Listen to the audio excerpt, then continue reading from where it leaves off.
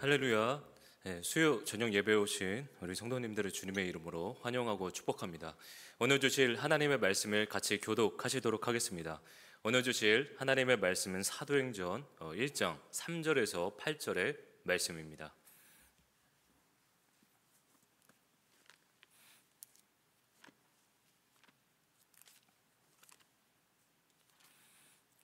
오늘 주실 하나님의 말씀은 사도행전 1장 3절에서 8절의 말씀입니다. 제가 먼저 3절을 읽도록 하겠습니다. 3절입니다. 그가 고난 받으신 후에 또한 그들에게 확실한 많은 증거로 친히 살아 계심을 나타내사 40일 동안 그들에게 보이시며 하나님 나라의 일을 말씀하시니라.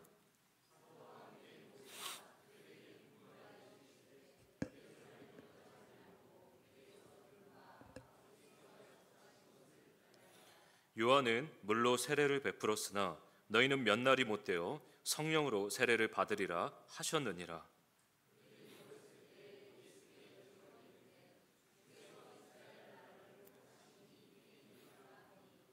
이르시되 때와 시기는 아버지께서 자기의 권한에 두셨으니 너희가 알 바가 아니요 같이겠습니다. 오직 성령이 너희에게 임하시면 너희가 권능을 받고 예루살렘과 온 유대와 사마리아와 땅 끝까지 이르러 내 증인이 되리라 하시리라. 아멘. 누가복음은 예수님의 승천으로 끝났습니다. 예수님께서 하늘에 올라가시는 것으로 끝이 나게 되는데요.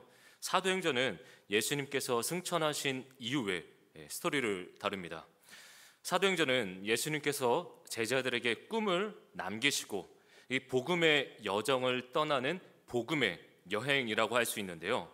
이 복음의 여행이란 바로 하나님과 사람과의 화평을 위한 복음의 여행입니다. 제가 개인적으로 가장 좋아하는 문학 작품 세 가지가 있는데요. 첫 번째로는 도스토옙스키의 죄와 벌입니다. 제가 이 책을 읽고 일주일 동안 정말 많은 눈물을 흘렸던 제 인생을 변화시킨 아주 좋은 깊은 그런 책이라고 생각이 드는데요. 두 번째로는 소설입니다. 판타지 소설인데요. 해리포터이죠. 해리포터도 영화로도 그리고 소설로도 많은 눈물을 흘렸던 책 중 하나입니다. 마지막으로 많은 눈물을 흘렸던 만화가 있는데요. 그 만화는 바로 원피스입니다. 원피스를 들어보셨는지 모르겠지만요, 이 원피스라는 이 만화는요, 이 루피라는 인물의 해적 일대기를 다루는 만화책입니다. 시작은 이러합니다. 어린 시절에 루피가 악당과 싸우다가 그만 바다에 빠지게 됩니다. 바다에 빠져서 바다 괴물에 먹힐 위기에 처하게 되거든요. 그때 한 대해적이 등장합니다. 대해적이 등장해서 이 소년을 구하고 그로 인해 이 대해적은요, 그 소년을 구함으로써 자신의 팔 하나를 희생하게 됩니다. 그래서 이 루피를 구하면서 자신의 팔 하나를 희생하게 되는데, 샹크스는 위대한 해적입니다. 그런데 고작 이 어린 아이를 위해 자신의 팔 하나를 희생하여 사랑을 나타내더라는 거예요. 사랑받은 루피는요, 샹크스의 희생과 사랑으로 해적 왕이 되겠다라는 꿈을 꾸게 됩니다. 루피는 그 희생과 사랑으로 변하여서 그 사랑을 전하게 되는데요.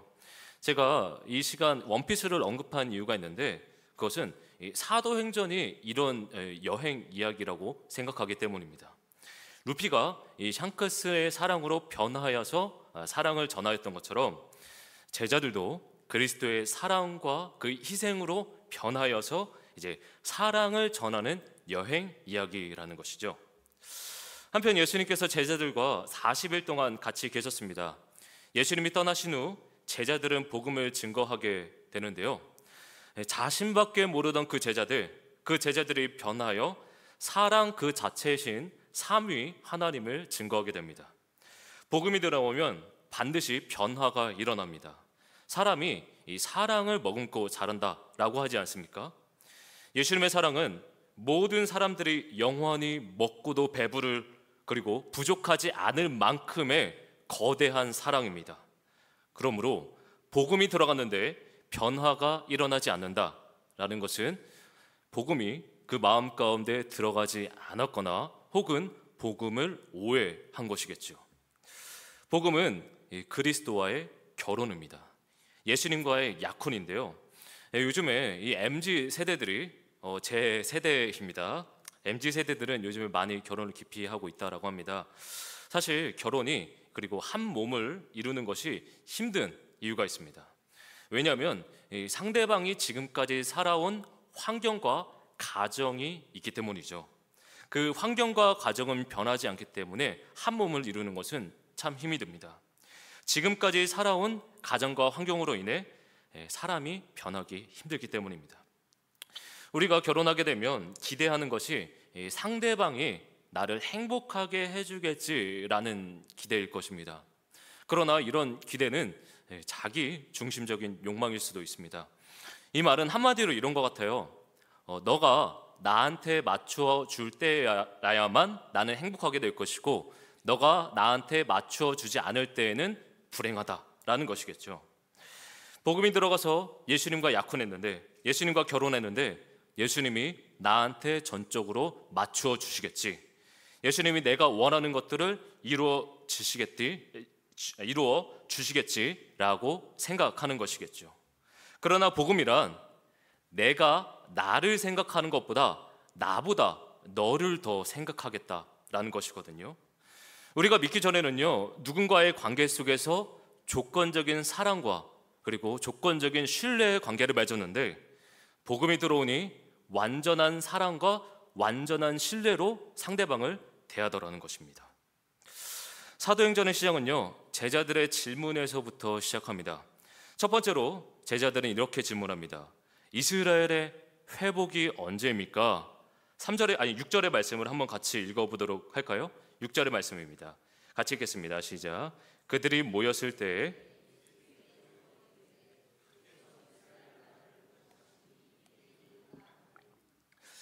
이 6절의 말씀을 이해하시려면 유대인들이 매일 읽는 성경이 무엇인지 우리가 좀 파악할 필요가 있습니다.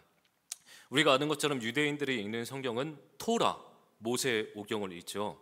근데 유대인들이 이 토라뿐만 아니라 또 하나 읽는 책이 있습니다. 그 책이 바로 이 하프타라라는 책인데요.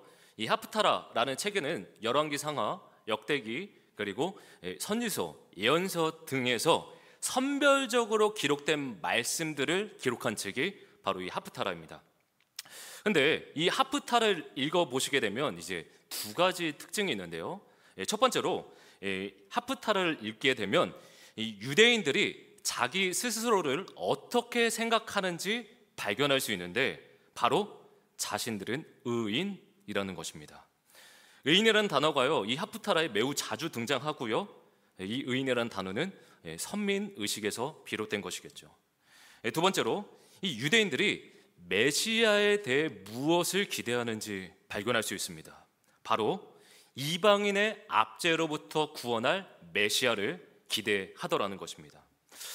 지금 이 본문에 쓰여진 시기, 이 시기에서 이스라엘이라는 나라는 정상적일까요? 비정상적일까요? 이스라엘은 지금 비정상적입니다. 누구의 압제를 받고 있죠? 로마의 압제를 당하고 있지 않습니까? 지금 이 로마의 압제 속에서 이 로마인들은요, 유대인들에게 온갖 악랄한 짓들을 했습니다. 우리나라도 마찬가지로 일제 강점기가 있었죠.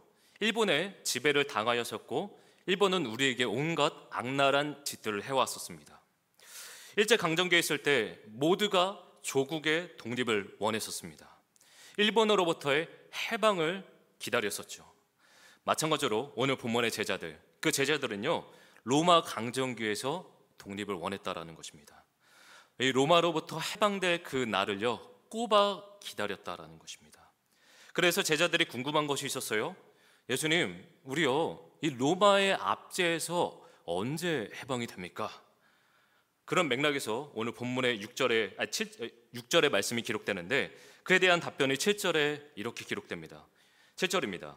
이르시되 때와 시기는 아버지께서 자기의 권한에 두셨으니 너희가 알 바 아니요. 이스라엘이 언제 회복이 되냐라는 그 질문에 대해 예수님은 이스라엘이 회복이 될 것이라 라고 답변하시는데요. 근데 그 시기는 오직 하나님만 아시고 회복의 내용만 답하십니다. 회복의 내용이 무엇이죠?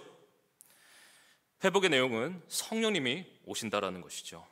예수님이 회복된다라고 말씀하시니 이 제자들의 입장에서는요, 로마 강점기에서 우리나라 곧 독립이 되겠구나 라고 생각한 것입니다. 게다가 예수님이 예루살렘을 떠나지 말라라고 강조하시거든요. 게다가 성령을 기다리라 라고 말씀하시는데, 이로 인해 제자들은 며칠 후면 이제 우리 예수님께서 로마를 때려잡아 부셔가지고 이 로마의 모든 그 건물들을 다 파괴하셔가지고 이제 우리나라는 해방이 되고, 그래서 우리나라는 강대국이 되겠구나 라는 그런 기대를 하게 됩니다. 제자들은 이처럼 조국의 독립을 기대했어요.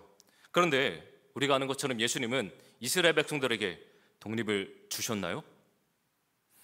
이스라엘 백성들에게 예수님은 독립을 주시지 않으셨습니다. 독립이 아니라 도리어 무엇을 보내주셨나요? 성령을 보내주셨죠. 아니, 우리 하나님, 내가 수십 년 동안 상처받고 억압받고 고통받고 있는데, 아니 뜬금없이 하나님 무슨 성령님을 보내주신다뇨? 얼마 전에 있었던 일입니다. 제가 이제 전 교회에서 이제 고등부를 이제 담당하고 있었는데, 그 고등부 학생이 저에게 한 10시, 11시쯤에 저에게 급히 연락을 주었습니다. 그 친구의 내용은 이렇습니다. 목사님, 저 매일매일 수십 일 동안 열심히 기도하고 또 하나님께 밤낮 가리지 않고 열심히 하나님께 부르짖었어요. 하나님께 엄청 많이 기도했었는데 우리 하나님 그 기도를 들어주시지 않네요. 저는요, 하나님이 내 기도를 들어주시지 않으니 더 이상 저 교회 가지 않고 싶어요. 더 이상 하나님이 계시다라는 것을 믿을 수가 없어요 라고 이렇게 고백했습니다. 제가 그래서 도대체 무슨 기도의 내용이길래 너가 이렇게 낙심해 있느냐 라고 물었더니 그 친구의 대답은 이렇습니다. 헤어진 여자친구가 있는데 이 여자친구와 헤어졌다 만났다를 한 4번 정도 반복했다라고 합니다. 근데 더 이상 그 여자친구가 연락하지 않고 헤어지자라는 거예요. 그래서 수십 일 동안 하나님께 이 여자친구를 붙잡고 눈물로 진심으로 기도했다라고 이렇게 해달라는 이렇게 답하는데, 그래서 그런 하나님께 이 여자친구와 다시 사귀게 해주세요라는 그 기도 제목을요, 하나님이 안 들어주시니 이제 안 믿어진다라는 것이 그 친구의 내용이었습니다. 제가 그래서 그 친구에게 이렇게 답변했습니다. 너가 지금까지 사귀면서 그리고 수차례 헤어지면서 여자친구와의 감정의 골이 깊을 거라고 나는 확신한다. 우리 하나님은 분명 너의 소원대로 너의 여자친구의 감정을 조작해서 너에게 관계를 회복시키셔서 너의 소원을 이루어 주실 수 있는 분이시다. 그런데 만약 하나님이 역사하셔서 정말로 너가 그 여자친구와 관계가 회복되고 다시 사귀게 되면 너가 기분이 좋을 수도 있다. 그러나 그 기분 좋음은 잠시일 뿐일 것이다. 너가 다시 그 여자친구와의 관계가 깨지게 될 것이고 그로 인해 아파하게 될 것이다 라고 제가 답변했습니다. 그 친구가 그 말에 저의 말에 이제 전적으로 동의하게 되었는데, 제가 이 이야기를 꺼낸 목적이 있습니다. 왜 하나님은요, 로마에게 지금 고통당하고 있는 수십 년 동안 아주 오랫동안 이 압제를 당하고 있는 그 이스라엘 백성들에게 그 독립을 왜 주시지 않았던 것일까요? 미리 결론부터 말씀드리자면, 나라가 독립이 되었다라고 해서 그 기분 좋음이 오래가지 않더라는 거예요. 다시 이스라엘 백성들은 죄로 되돌아가더라는 거예요. 실제로 우리 하나님 이스라엘 백성들에게 수십 차례 이스라엘의 독립을 주셨던 역사가 있습니다. 사사기 이제 선지서를 보시게 되면 이스라엘이 땅을 이방 민족에 의해 빼앗겼던 적이 많았습니다. 사사기에는 이방 민족들에 의해 수십 번이나 나라를 빼앗긴 그런 기록들이 있는데, 그리고 이 바벨론, 아수르에도 오랫동안 빼앗기지 않았습니까? 그때마다 분명 하나님께서는 이스라엘 백성들에게 분명한 독립을 주셨어요. 분명 이들이 경제적으로 그리고 여러 가지 어려움으로부터 그 독립을 주셨음에도 불구하고, 물론 그 독립이 이루어졌을 때 기분 좋음이 행복이 어느 정도 갔을 것입니다. 근데요, 이들이 그 독립을 주신 그 하나님의 은혜에도 불구하고 이들이 다시 하나님을 버리고 죄의 노예로 되돌아가더라는 거예요. 분명 독립을 수십 차례 주시고 가난으로부터 배고픔으로부터 해방을 주셨음에도 불구하고 이 이스라엘 백성들이요, 다시 죄의 모습으로 다시 죄로 되돌아가더라는 것입니다. 한 나라의 국민이라면 자신의 동족이 이 로마의 압제에서 고통당하고 있기 때문에 이 식민지로부터 해방을 염원하는 것은 누구나 원하는 보편적인 상식입니다. 누구나 원하시죠. 누구나 원할 수밖에 없습니다. 그래서 해방되면 너무나도 좋겠지만 그것은요, 진정한 해방이라고 말할 수 없습니다. 돈이 부족한 것으로부터 자유롭다면 얼마나 좋겠습니까? 여러 가지 어려움과 이 고통으로부터 자유롭다면 얼마나 행복하겠습니까? 물론 우리에게 이런 족쇄가 사라지게 된다면 기분이 좋습니다. 그런데 이런 기분 좋음이 진짜 해방이라고 말할 수는 없어요. 왜냐하면 이 족쇄는요, 잠시 기분 좋게 할 뿐이고 다시 죄를 동반하게끔 인도하기 때문입니다. 그런 해방을 누릴지라도 우리는 다시 죄로 돌아가 욕망을 탐하여 죄의 억압 속으로 다시 들어갈 수밖에 없다라는 것이죠. 그러하게 예수님께서 오늘 본문에서 이 성령을 기다리라 라고 말씀하신 그 이유는 이스라엘의 독립을 위한 것이 아니었습니다. 예루살렘에 머물라 라고 말씀하신 그 이유가 있거든요. 예루살렘은요, 모든 유대인들의 고향입니다. 모든 유대인들의 예배의 중심지이고요, 그리고 그곳에서 하나님이 예배 받으시는 곳이죠. 예수님께서 예루살렘에 머물라 라고 말씀하신 그 이유는 바로 교회의 탄생이 예루살렘이어야만 했습니다. 예수님의 나심과 이 교회의 탄생을 비교해서 생각해 보자면 예수님의 탄생은 우리가 아는 것처럼 조용히 이루어졌습니다.